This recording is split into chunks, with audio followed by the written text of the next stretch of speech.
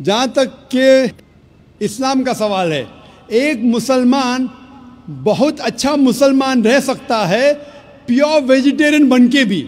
इस्लाम में ज़रूरी नहीं है कि आपको नॉनवेज खाना चाहिए, फ़र्ज नहीं है, क्योंकि अल्लाह सुब्हाना व तआला ने हमें इजाज़त दी है।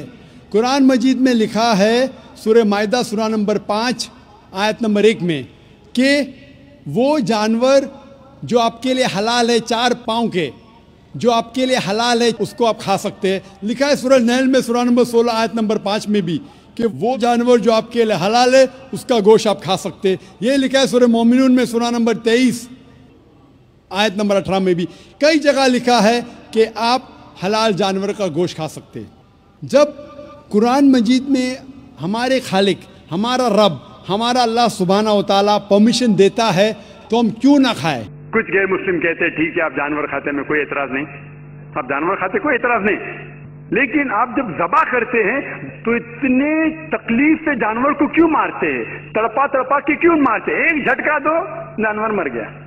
कुरान इजाजत देता है कि आप जो जानवर के नाम दिए गए वो खा सकते। वकालत करते हैं मुसलमान धर्म के प्रवक्ता, मांस खाने की वकालत करते हैं, क्योंकि देखो अगर कुरान शरीफ में या किसी पुराण में, वेदों में और गीता में मांस खाने का कहीं प्रावधान नहीं है। यदि किसी पुराण में और यदि किसी कुरान में और यदि फिर बाइबल में इससे आगे जहाँ परमात्मा ने उस अल्लाहु अकबर ने समर्थ भगवान ने 6 दिन में सृष्टि रची, 7वें दिन वो तो तख्त पर बैठ गया जाकर विधान बता के कि किसी ने भी मांस नहीं खाना है, ये खाने की वस्तुएं तुम्हें हलाल हैं, बाकी सब हराम है। इससे आगे कोई लेख उल्लेख है, चाहे वो पुराण में है, चाहे कुरान में है, चाहे बाइबल में या तौरात में है, या चाहे अन्य किसी इंजिल में है या ज़बूर के अंदर है, वो अल्लाहु अकबर का आदेश नहीं है, वो किसी अन्य देव का आदेश है। उसका आदेश पालन करके आप उस अल्लाहु अकबर के विधान को तोड़कर दोषी बन जाओगे। नबी मोहम्मद नमस्कार है, राम रसूल कहाया, 1,80,000 को सौगंध जिन नहीं करत चलाया, अरस कुरस पर अल तकत है, खालिक बिन नहीं खाली, और वह पैगंबर पाक पुरुष थे साहिब के अब्दाली। उसी परमात्मा ने कहा है कि जो नर गोश्त खाते हैं प्रत्येक राक्षस जान, इसमें संशय है नहीं, हिंदू खाइयो चाहे मुसलमान। कहते जो मांस खाते हो प्रत्येक राक्षस हैं, चाहे हिंदू हो चाहे मुसलमान। ये तुमने अपना फार्मूले आप बना रखे, उन महापुरुषों के आदेश नहीं है। कहते हैं मांस खावे सो ढेढ़ सब और मद पीवे सो नीच, और कुल की दुर्मति पर हरे भगवान कहे सो ऊंच। कहते मांस खावे सब ढेढ़ है, चाहे हिंदू है चाहे मुसलमान, सिख है या ईसाई। और कहते हैं मद पीवे सो नीच, शराब पीते वो महान नीच आदमी है, और अपने कुल का भी नाश करते हैं। केवल जो उस अल्लाहु अकबर का सच्चा नाम जपते हैं वही ऊंचे हैं। समझदार को संकेत बहुत होता। अब आप जी को दिखाया है परमात्मा नर आकार है, 6 शरीर है, 6 दिन में सृष्टि रची, और परमात्मा ने 6ठे दिन मनुष्य को अपने जैसा, अपने अनुरूप, अपने शरीर जैसा, अपनी सूरत जैसा उत्पन्न किया, नर और नारी करके उनकी उत्पत्ति की और उनको खाने के लिए आदेश दे दिया। अभी आपने पढ़ा, आप फिर भी पढ़ सकते हैं।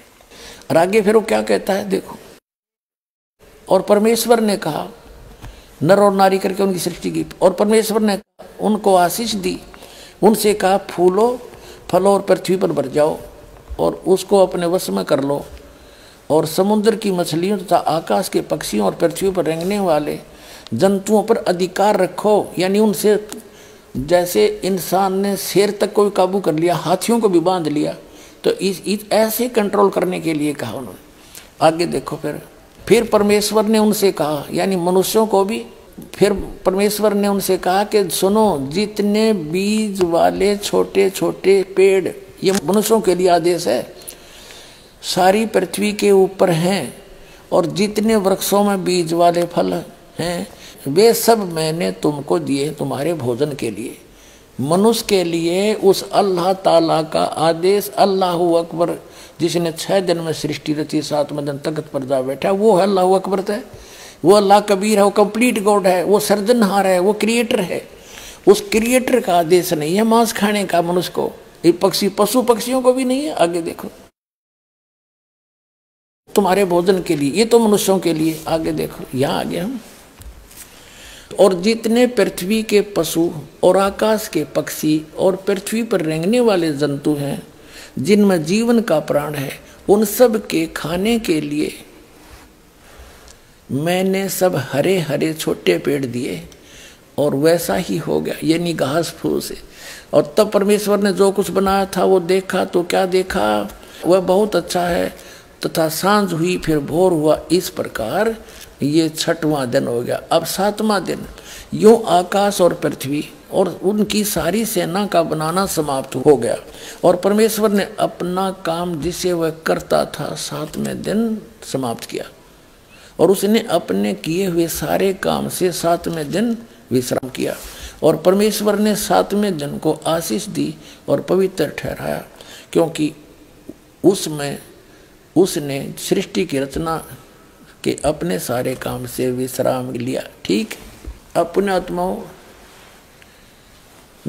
जो क्रिएटर है, जो सबका रचनहार है, जो अल्लाहु अकबर है, जो सुप्रीम गॉड है, उसने 6 दिन में सृष्टि रची, 7वें दिन तख्त पर जा बैठे। उसी के विषय में कुरान शरीफ में स्पष्ट किया है कि ये वही है। कुरान शरीफ का ज्ञानदाता कह रहा है, ये वही अल्लाहु अकबर है जिसने 6 दिन में सृष्टि रची, 7वें दिन तख्त पर जा बैठा।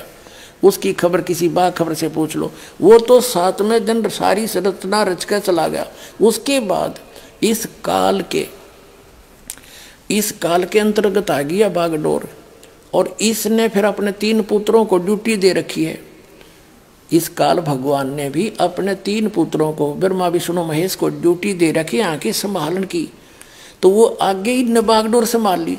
जब आदम और हव्वा को उस परमात्मा ने बना दिया, आदम को वचन से बना दिया, उसकी हड्डी से जैसे भी मानते हैं, हव्वा बना दी, ठीक है, वो तो उसको छोड़ दिया, फिर ले लिया इस काल ने कंट्रोल में, और इसको ले गया ब्रह्मा, क्योंकि उस सूक्ष्म वेद के अंदर कहा है कि वही मोहम्मद, वही महादेव, वही आदम, वही ब्रह्मा, दास गरीब दूसरा कोई नहीं, देख अपने घर में।